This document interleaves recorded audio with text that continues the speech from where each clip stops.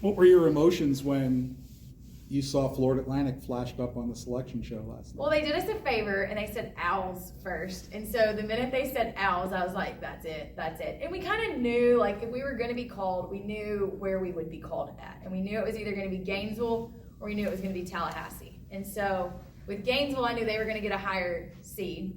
So I was like, okay, we'll know sooner rather than later on that one. With Tallahassee, I knew they were going to be somewhere in the 14 to 16 range. So I was like, this could lead for a long night of waiting. But it was awesome. It really was. And so, like, I'm super thankful. This is, I've been to several regionals, been to super regionals. And so I've gotten to experience it. I think the difference in this one that meant so much is that now being at a mid-major for the first time in my career, besides like my playing career, you see how hard it is to get respect. You see how hard it is to get your name called in an at-large bid. And so it makes it that much more bittersweet. And I don't think our kids understood like how hard it is to do. And you have three total schools that got in at large bids for mid-majors. And so it was probably one of the most special ones so far in my life. I went to 2 when I was in college, several at Arkansas, several at Ohio State. And this is the one where it's like you knew you worked your absolute butt off. And it came from how we scheduled, how we performed on the road, how we performed, in that Charlotte series was huge. And so it just was bittersweet, and it was just cool just to see the girls' reaction. I think that's why we do this. Obviously, the final chapter to this season has not been written yet. Yeah. But to make it in your second year of running the program, how important a step is that for the program as a whole? Yeah, I'm just proud. I'm proud because when I took this job, I had a vision. And, I think that in life you can have visions and you can have goals and you can have dreams. And, like, to be able to sit there and live them and to execute them and to know that it happened within 2 years is something that, like, will forever be priceless to me. And so for the program, us getting this at-large bid, I've told every recruit that's walked in the door that it's not Power 5 versus mid-major. Like, we are going to treat this as a Power 5. You are going to try to get the same gear, the same food, the same travel, besides charter planes. But, I try to make it as consistent to the experiences that I've had at other schools, because if you're choosing FAU, you're not choosing it because we're the second or the third choice. Like, you're choosing it because it's your first choice. And I think that by getting an at-large bid, like, you're not trying to convince somebody on an idea anymore. Like, you have something more concrete that says, hey, we are going to play in regionals. We are going to win conference championships, versus trying to convince somebody that that's going to happen. Because I think a lot of times in the recruiting process, you're like, oh, that coach says that we're going to win and I'm going to be the difference. And it's like, to actually have a blueprint of how to do it, I think is going to be huge for our program. I look at what it did for men's basketball, and we already have some really good recruits lined up. It's been cool to get all the text messages from across the country of, like, just people being team FAU, and so it's been pretty cool. Coach, after that game, how are you able to kind of reflect on the season with the team while also keeping hope open, like, hey guys, on Sunday we still may get in? Yeah, I was kind of negative Nancy in the circle, I'll be honest. Like, when you get run ruled your last game of the season, when you knew you needed to make it to that championship game, it was this weird balance of, like, you want to hug them and you want to tell them thank you, but at the same time it's like you want to still show that there is hope. And I remember saying, like, there's a 99.9% chance that, like, your season's over. And that's why I didn't say 100, because here we are today. But it's hard. And I think that you look at a Cam Jackson, you look at a Meg Mall, you look at Callie Kildow, who are 3 athletes who were at Power 5 schools that knew they were getting in on Selection Sunday. And to see how nervous they were last night shows that, like, how cool of a moment it was that we were selected. And so it's just this fine balance of, like, sending the seniors out the right way, but also hoping that they get one more shot. And I think that was the big thing in that huddle, was, like, give them hope, but also be realistic that this could be the end, and being at peace that, like, you had an amazing season, if it is over. But also, like, we know that we deserve to be in, so it was kind of like, okay, like, get your minds right, because when our name is called, like, we are on to the next thing. So speaking of getting your minds right, we talked with Trinity about how she's going to bounce back. Yeah. How confident are you in her ability to wipe that performance against Wichita State off the slate and just dive into this regional? Yeah, it might be, a different perspective, but I think it needed to happen to her. I think she's had a great year, and I think that that when you look at where she came from, she never competed for a conference championship. She never really made it deep into the conference tournament at her previous school. And so, yeah, she's had a phenomenal year, but she hasn't played with that kind of pressure throughout her career. And to be on that stage with over 2,000 fans screaming and yelling at you, to know that your season is on the line to go to a regionals is really tough for a student athlete that hasn't experienced that. And so I think she needed to get those nerves out. I think she needed to feel like, what does it feel like to be nervous? What does it feel like to not have things go your way? And I think you're going to see a different version of her this next weekend because that happened. I know she didn't want that to happen, and in the moment we didn't either, but I think that is going to motivate her to get after it this week and give us some things that we need to work on as well. Coach, heading up to Gainesville, you grouped with the likes of the Florida Gators, who all have the national seed, Florida Gulf Coast, and then South Alabama, obviously the last being the first on your schedule. What are your expectations heading into the regional with those teams that you'll likely face after South Alabama? Yeah, it's a really good regional. I think some people might quote unquote call it easy for the Gators because there's not the powerhouse names that are in it that there are in some other ones. I was looking at something and it's rated the third hardest regional. When you're looking at RPI, you're looking at numbers, you're looking at statistics. And I think that's because, once again, it goes back to whether it's mid-major or Power 5, you've got athletes that can compete at any level. I look at our team and our kids could go play wherever they want to play. I look at South Alabama and their pitcher, Lackey. She's pitched over 225 innings this year. She's a kid that for 5 years now has been their ace. And so I think it's going to be tough. I look at that regional and I get excited because I see opportunity. I love it because we're kind of the underdog in that regional, and I think that we perform better when there's not expectations. And I think we can steal some games. I think that we can get ourselves into the conversation to make it to that regional championship game, and whatever happens, happens. But I definitely think it's going to be tough, and we have a really good first opponent, and Lackey is she's gonna challenge us offensively. So we got to get to work and start game planning. Yeah. And despite the early exit in the conference tournament, it doesn't take away from the fact that the team took away a lot of regular season honors, regular season awards from the conference. You and the staff winning coaching staff of the year, Kiley Channell winning freshman of the year, and then a lot of the other girls winning first team, second team, basically running away with the awards, essentially. What were your thoughts on all the accomplishments that you and the team achieved throughout all year, and now you're at this point heading into the regional? Yeah, it's so cool. I mean, to have 5 first team selections, a second team, a rookie of the year, coaching staff of the year, it's bittersweet. You put so much time into this, and there's days I leave out of here crying, there's days I leave out of here mad, there's days where I'm just so excited that I can't start talking about softball. And we do this to celebrate our kids. We do this to celebrate our program. You hire people that are going to make you better, make your program better. So to see that get rewarded is something that I will forever be grateful for.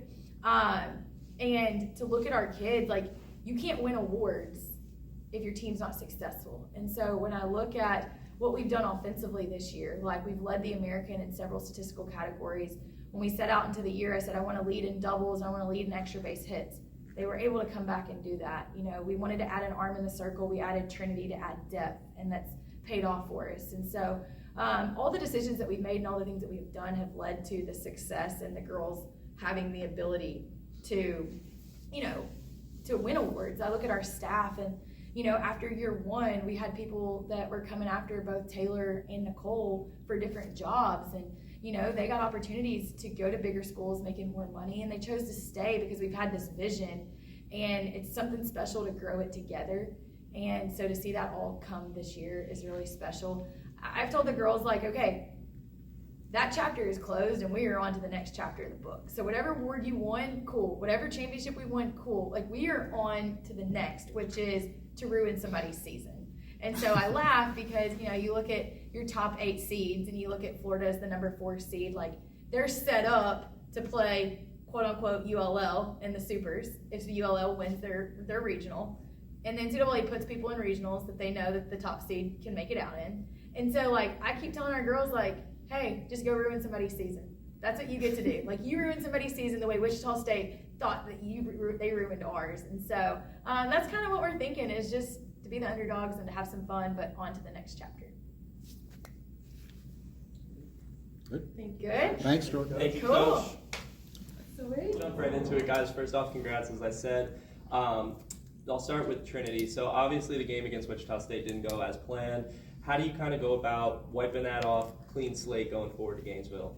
I think you just take it like any other game or any other loss. It's just a learning experience, and you just grow from it, take what you can, and just go out there, and we're just going to give 100% like we usually do. And then following up off that, really for any of you guys, it seemed like there, even though the score wasn't really in your guys' favor at all, it's doing the same thing, getting walks, getting hit by pitches, stomping the dugout. How does the mentality, what does the mentality look like in that dugout when you guys are in, when it's not going where you want? And how do you kind of keep the energy high?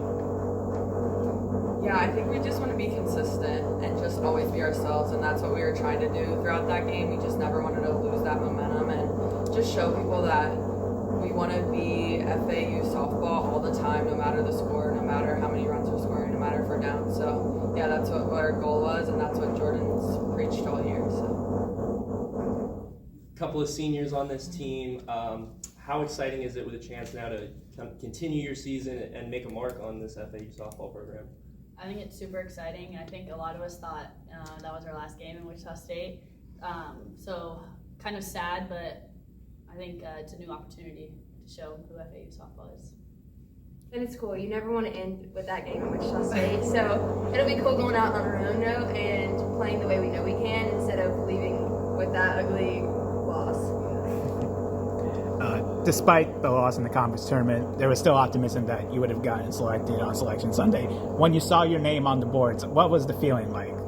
Obviously, there was the excitement, but what was the overall feelings that all of you were getting once you saw your name called up?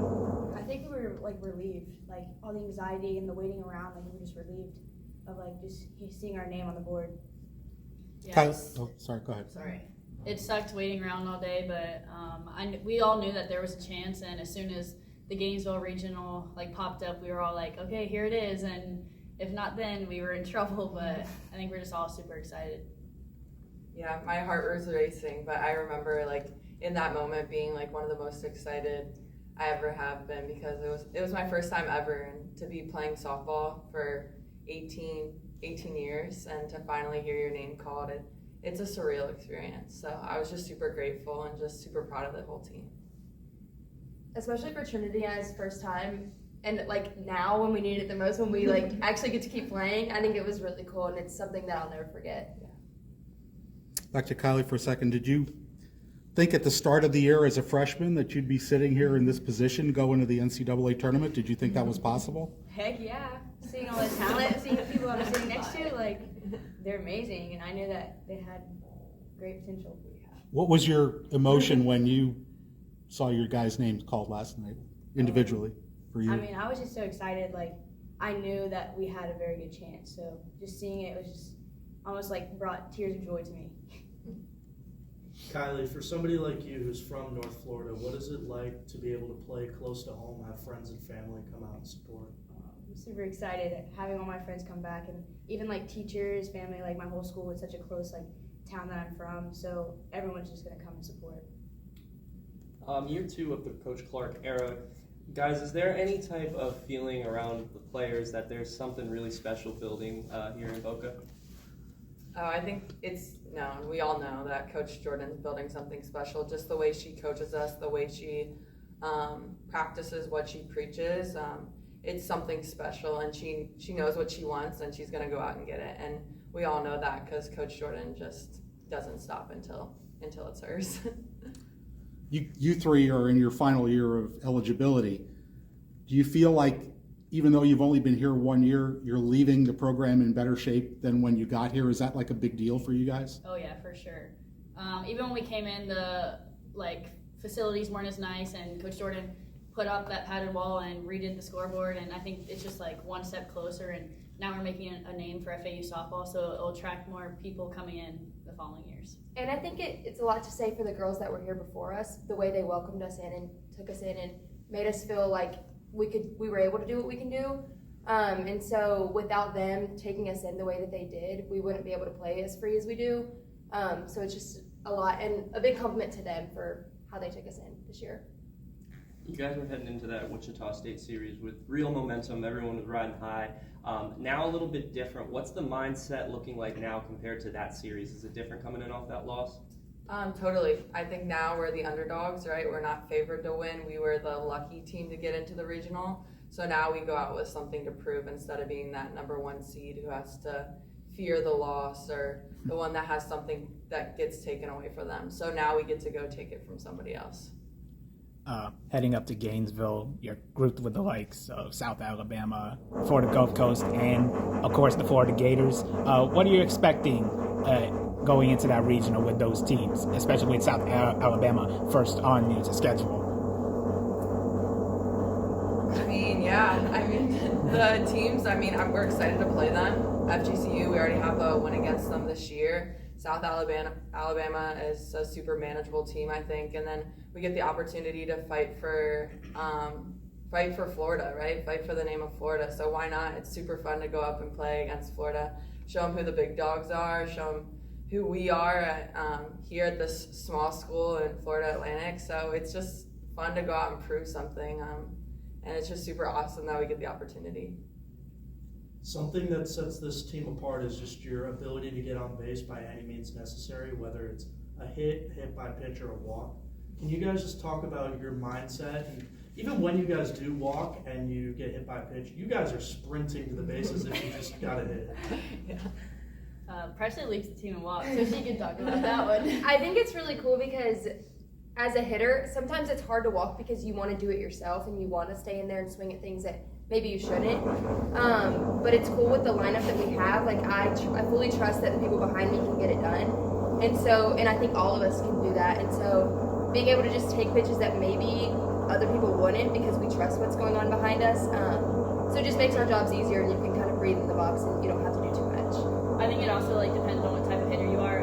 Presley draws walks obviously, and she has a really good eye up there, whereas I'm like a first pitch swinger, so if I'm not getting my best swing off and early in the count, then I might be in trouble. But that's where I go hit by pitch, so I'm not really afraid to get hit because any way on is the best. Yeah, Cam actually has the record for FAU Softball in all of history for the most hit by pitches. I do. So she's been killing it. Thank you. She really is taking one for the team. So yeah, so I think just like Presley said, it's just that selfless mentality, just going up there, knowing the person behind you is going to get it done, and then just celebrating those quabs. That's what Coach Jordan preaches, is getting those quality at bats, getting process points, and just really believing that no matter how you get on, it's a quality at bat, and the next person behind you can get it done. I'm an aggressive swinger as well. Like Cam, early in the count, I like to swing. But I don't know, when I get walks, I know that the people behind me are going to do it, like they said. But it's just knowing that anybody in the lineup can come up big with one, it takes one swing, that's all it is. So. You guys have any double celebrations on deck that you haven't busted out yet? Not really. We all just kind of come up with those on the fly. So if it's a little crazy, nobody really made it happen. They just came up with Cam's handstand. We never told her to do that. She just did it. Or whatever's trending in the team is we're gonna do this today. Before we get our name called, we do it, and then when we get on base, we do it. It's just something that comes in that day. Something I've noticed, and I think it's really awesome, is how involved a lot of the players on this team's parents are, whether it be arguing with D1 softball that I shouldn't get a bid. Tennessee turned Tony! How awesome is it to have your guys as parents just be so dialed in with this team, and what were their reactions like when you guys got that bid yesterday?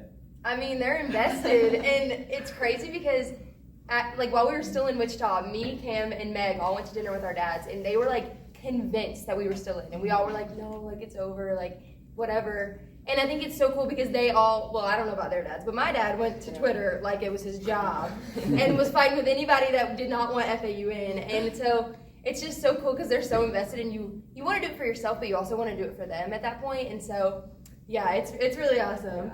I keep egging him on. I keep texting him to get back to the fans, and he does. So he delivers. He does.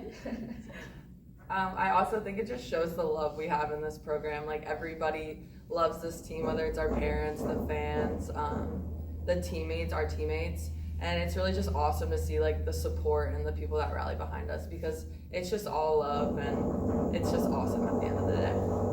Yeah, I mean, like when we got our name called, it's like everyone's phone was blowing up. And Coach Jordan was like, "Hey, how's your phones?" And they were like, "Text message up, text message." And it was just like a cool feeling to see all the fans. You have to give him a shout out. Tennessee turned Tony. Tennessee turned Tony, got it. Yeah, but on there I think it's just T. Leebrick. All right. Thank you guys. Thanks, guys. Thank you.